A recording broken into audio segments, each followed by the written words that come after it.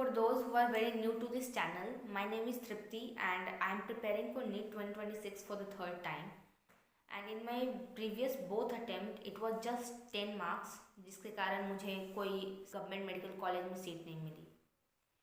So let's talk about my journey. Since childhood, I was very पढ़ाकू, topper, studious student of my family, and I really used to enjoy that.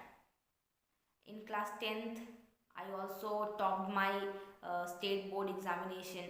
I secured 9th rank in that year, and two of my friends also secured like really good rank. One was state topper and another was third topper. So एक ही जगह से तीन बच्चे का top 10 में आना was really big achievement. So next 1 month was full of new experiences. हमारे घर में हर दिन कोई ना कोई गेस्ट आते थे, like MLA, MP, MLC, journalist, and they use to ask us कि how we study, how did we get to that rank. It was so beautiful moment, it was so beautiful experience. हमारा photo आता था newspaper में. We also met DM, SDM, former governor of Kerala, and we also met education minister of Bihar. He gave us some prize money, some gifts, so it was so beautiful moment. But after some time, now we have to think कि अब आगे क्या करना है. I decided कि मैं medical field में जाऊँगी. So I did some research and got to know कि इसके लिए नीट की तैयारी करनी पड़ती है. So we went to Patna and got enrolled in coaching institute.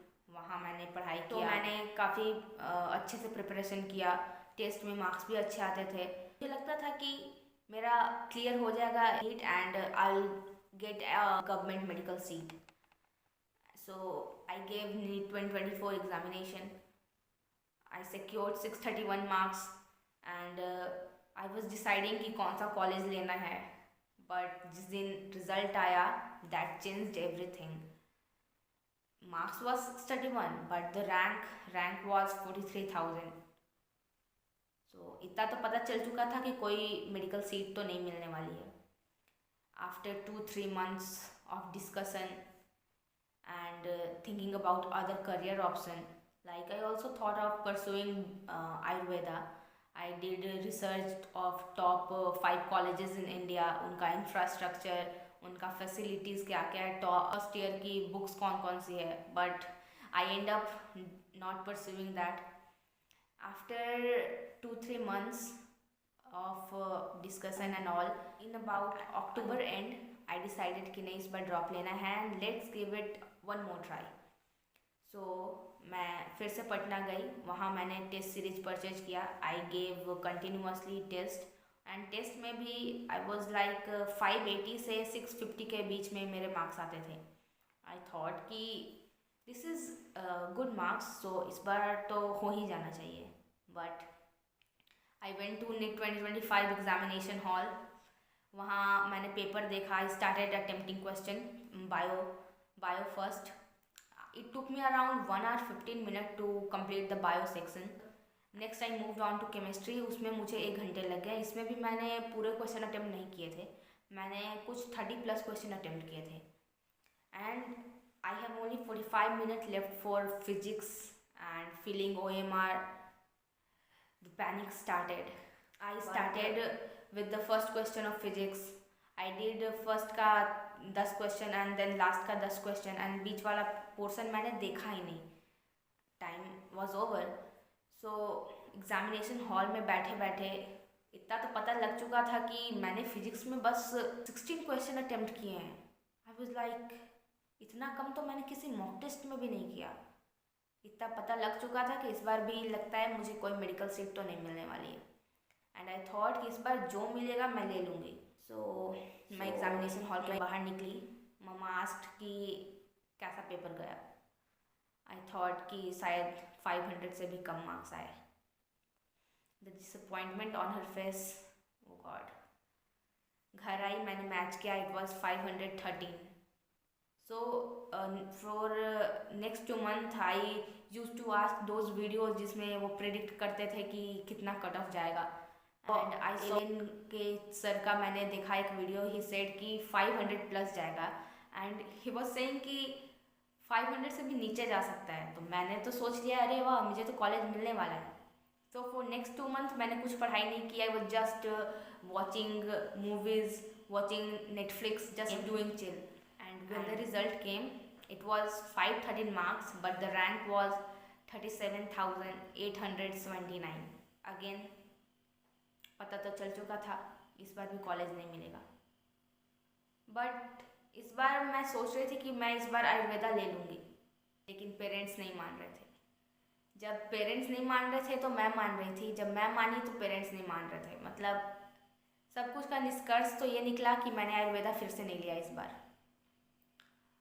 अब it's just 4 months left and I am not preparing with full dedication this time. Till now I am not preparing and मैं hardly 2-3 hours पढ़ती हूँ दिन में। आई am not giving 100% this time. In August, when my motivation level was so high, I just chopped my long hairs and did this boycott.